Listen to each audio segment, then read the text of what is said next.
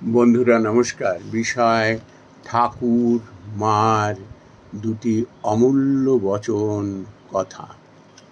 বন্ধুরা, শ্রী শ্রী ঠাকুর পরমহংসদেব ভারী চমৎকার এবং মূল্যবান একটি উপদেশ আমাদের দিয়ে গেছেন, এরকম যে তুমি যত দিন সরল হয়ে থাকতে পারবে, ঠিক শিশুটি যেমন, ততদিন দেখবে তোমার জীবনের শান্তি বিঘ্নিত হবে না। বন্ধুরা, কি হয়, আমরা যখনই নাম যশ অর্থের শিকার হয়ে পড়ি না, আমাদের ভেতরে ভেতরে না সেই চুইয়ে চুইয়ে জল ঢোকার মতো আমাদের মধ্যে অহংকার, ঔদ্ধত্য এসে না প্রবেশ করে। আমরা সরলতা হারিয়ে ফেলি, আর তার গুনাহ আমাদের দিতে হয়। ভবিষ্যতে আমাদের জীবন দুর্বিষহ হয়ে ওঠে। এবার আসি শ্রী শ্রী মা অর্থাৎ সারদা মুনির কথায়। তিনি এরকম বলেছে যে কর্ম করতে করতে না কর্মপাশ কেটে যায়।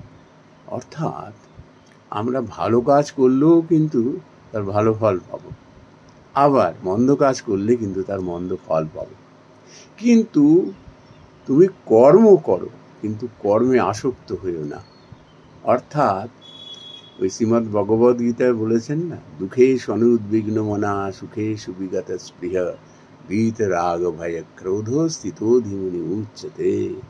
আমরা কর্ম করতে করতে না এইটিতে আমাদের ধ্যান থাকতে হবে যে কোনো অবস্থাতেই দুঃখে ভেঙে পড়লে চলবে না, আবার আনন্দে একেবারে উদ্বেল হলে চলবে না।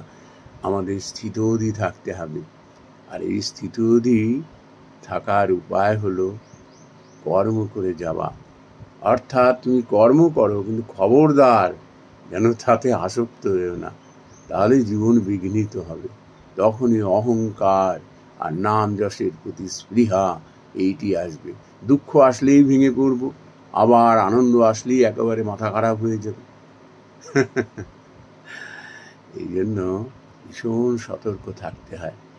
কিন্তু কি করে সতর্ক থাকবো? আমরা অনেক সময় উপদেশ শোনার পরে কিছুটা আমরা হয়তো ধাতস্থ হই, কিন্তু কিছুক্ষণ পরেই না সে রেশটা কেটে যায়। এর মা বলছেন কর্ম করতে থাকো, কর্ম করতে করতেই তুমি বুঝতে পারবে।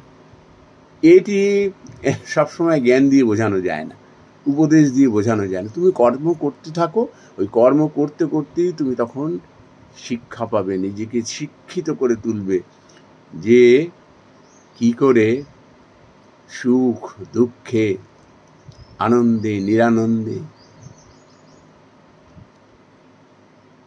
মান অভিমানে,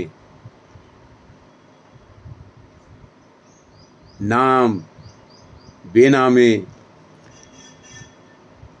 প্রশংসায় নিন্দায় কি করে তুমি স্থির থাকবে, কি করে তোমার জীবন একেবারে মসৃণ ভাবে চলতে থাকবে, জীবনে তুমি কিভাবে অমলিন আনন্দ উপভোগ করবে। এইটি সবসময় উপদেশ দিয়ে বোঝানো যায় না। তুমি কর্ম করতে থাকো, যেই মুহূর্তে তোমার কর্মপাশ কেটে যাবে, অর্থাৎ কিনা তোমার কাছে কর্মই হলো কর্মের জন্য, তখন দেখবে তুমি প্রতি পদে পদে শিখতে থাকবে যে কি করে কর্ম করতে করতে ক্লান্ত হব না। প্রতিক্ষণে আমি শিক্ষা নিতে থাকবো তার থেকে। তোমায় সেই কর্মই তোমায় শিক্ষা দেবে, আর তোমার জীবনে তুমি এমন এক স্থিতধি মুনির আসন তুমি লাভ করবে, জীবনে তোমার কোনো শান্তি বিঘ্নিত হবে না। নমস্কার বন্ধুরা।